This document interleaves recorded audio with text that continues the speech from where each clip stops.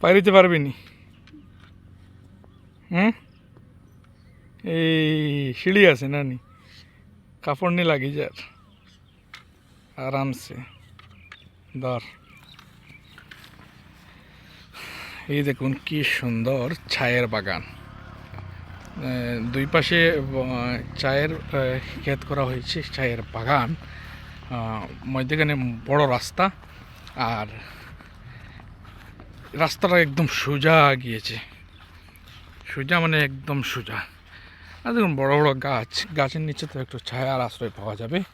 তাছাড়া প্রচুর রৌদ্র, ছাগলও খাচ্ছে ঘাস, প্রচুর ঘাস গরু ছাগলের জন্য, কিন্তু চায়ের পাতা সম্ভবত খায় না, নাহলে তো ছাগলে লাউ করা হতো না। এখানে কী সুন্দর চায়ের বাগান, বাহ!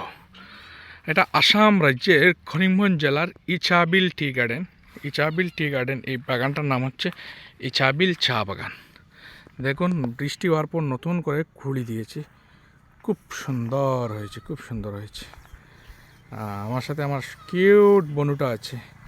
বনু, এদিকে এসো, এদিকে এসো। কী নাম তোমার একবার বলে দাও?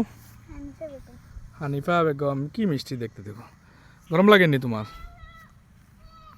আর ওই দেখুন এদিকে মেইন রোড গিয়েছে, এই সামনে আমাদের এখানে বাইক তাওয়ানো আছে, এই যে গাড়ি আসছে, অটো গাড়ি দেখতে পাচ্ছেন, এদিক দিয়ে গাড়ি আসছে।